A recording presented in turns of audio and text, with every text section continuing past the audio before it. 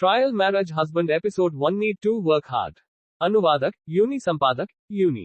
रात्रि 9 बजे, एक आकर्षक रात। अपनी बैचलरेट पार्टी में बहुत अधिक शराब पीने के बाद टैगनिंग के मंगेतर ने उसे उठाया और अपने अपार्टमेंट में अपने घर ले आए।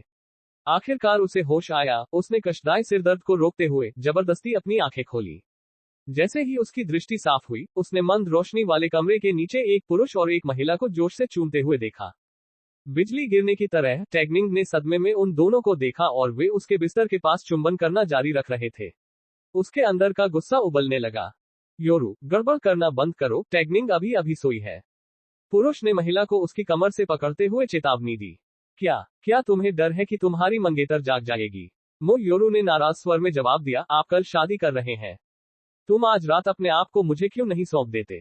बेब, तुम बहुत परेशान करने वाली हो, चलो दूसरे कमरे में चलते हैं। वह आदमी आकर्षक ढंग से मुस्कुराया। नहीं, मैं इसे यहाँ करना चाहता हूँ। मैं इसे ठीक उसके सामने करना चाहता हूँ। जैसे ही उनके होंठ एक बार फिर से बंद हो गए, योरू ने तेजी से उस आदमी की शर्ट के बटन खोल दिए। टैगनिंग ने अपने आंसुओं को रोकने की कोशिश की, लेकिन महसूस किया कि वे धीरे धीरे उसके चेहरे पर बह रहे हैं।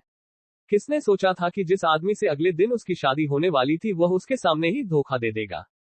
व्यवहार करो, चलो बाथरूम चलते हैं। क्या बाथटब आपकी पसंदीदा जगह नहीं है? फिर ठीक है, तुम अंदर जाओ और पहले बाथटब भर लो। योरू ने उस आदमी की छाती को बाथरूम की ओर धकेला। जैसे ही वह आदमी कमरे से बाहर निकला, वह चुपचाप टैगनिंग की ओर चली गई। ठंडी मुस्कान के साथ झुकते हुए वह फुसफुसाई, टैगनिंग, मैं तुम्हें और यू फैन को कल उन कागजात पर हस्ताक्षर नहीं करने दूंगी। मैं गर्भवती हूँ, वह मेरा है। टैगनिंग ने अपने हाथों को मुट्ठी में कस लिया और अपनी भावनाओं को रोक लिया। ध्यान रहे कि कोई आवाज बाहर न निकले। जब तक उसने बाथरूम से आ रहे जोड़े की कराहने की आवाज नहीं सुनी, तब तक उसे ऐसा नहीं लगा कि उसकी दुनिया उजड़ गई है।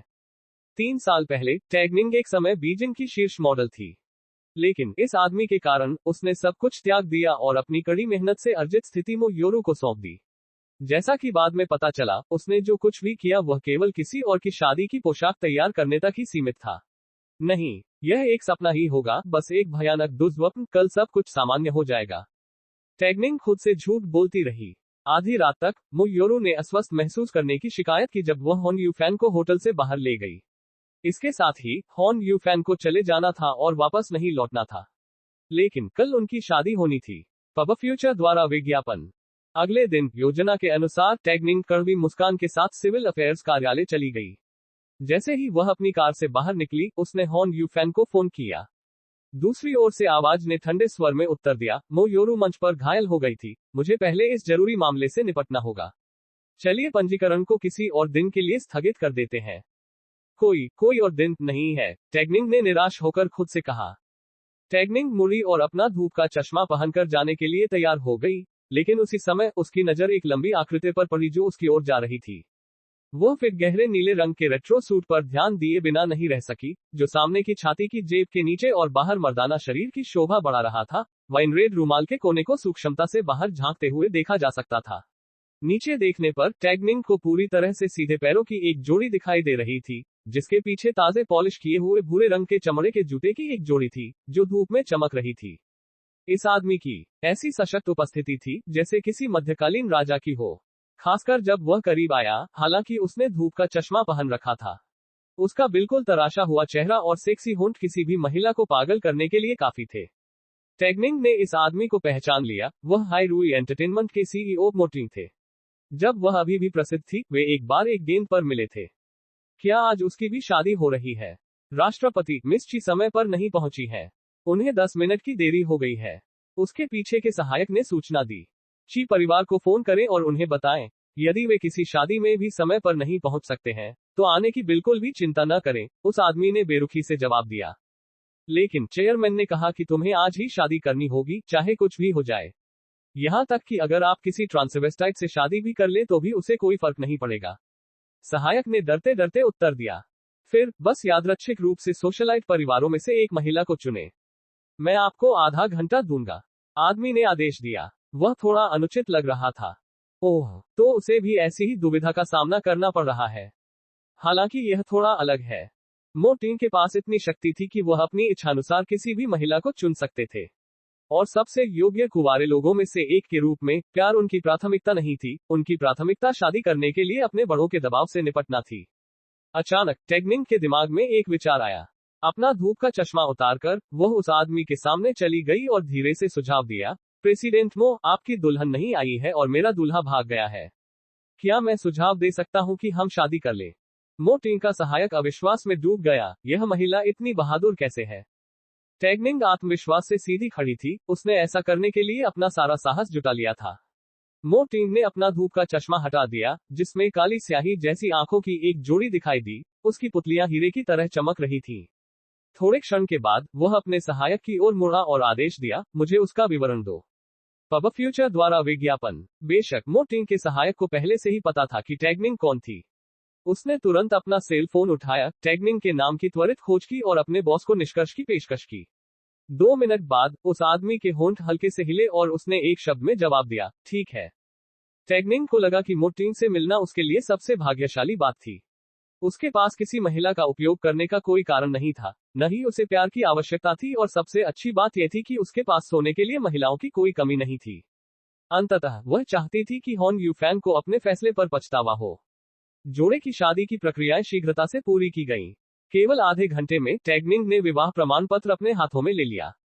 अब से वह एक विवाहित महिला थी। प्रेसिडेंट मो, क्या मैं आपसे कुछ बातें कर सकता हूँ? कार में बैठो। पंजीकरण हॉल से बाहर निकलते ही मो टिंग ने अपना धूप का चश्मा वापस पहन लिया।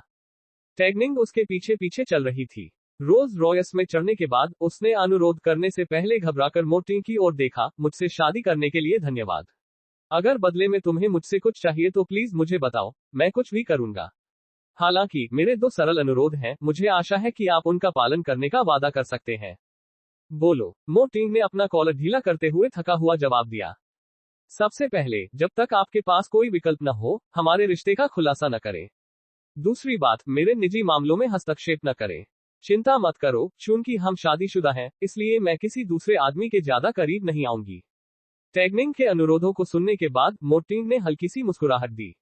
कार में एक खतरनाक आभा फैल गई, मैं आपसे वादा करता हूँ, लेकिन जब मैं आपको अपने अतीत को संवारने के लिए कुछ समय देता हूँ, तो मैं चाहता हूँ कि हम एक परीक्षण विवाह करें। 6 महीने के बाद मैं सार्वजनिक रूप से हमारी शादी की घोषणा करूंगा। धन्यवाद। टैगनिंग ने सिर हिलाया। इसके अलावा, मैं नहीं मानता कि एक विवाहित जोड़े को अलग रहना चाहिए। मैं तुम्हें अपना सारा सामान पैक करने और अपनी पसंद की जगह पर जाने के लिए 3 दिन का समय दूंगा। मेरा सहायक आपके संपर्क में रहेगा। टैगनिंग को कोई आपत्ति नहीं थी। चूंकि वे अब शादीशुदा थे, इस तरह का अनुरोध उचित था।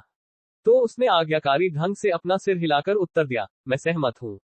अच्छा। दोनों के बीच मौखिक सहमति बनने के बाद टैगनिंग मो टिंग की कार से बाहर निकली और चली गई। मो टिंग का सहायक ड्राइवर की सीट पर बैठ गया और उसने रियरव्यू मिरर से मो टिंग को देखा। राष्ट्रपति, क्या हम कार्यालय लौटेंगे, या क्या आप चेयरमैन को खबर बताने के लिए हवेली लौटना चाहेंगे? टैगनिंग का अनुसरण करो और उसकी हर हरकत की रिपोर्ट मुझे करो। मो टिंग ने कार से बाहर निकलने से पहले आदेश दिया।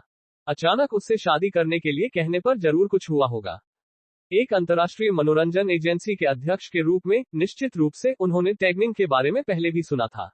एक समय उद्योग में एक प्रसिद्ध मॉडल रही। 3 साल पहले उसने अचानक शीर्ष मनोरंजन एजेंसी स्टार किंग के एक प्रस्ताव को अस्वीकार कर दिया, जिसके परिणामस्वरूप उसे काली सूची में डाल दिया गया।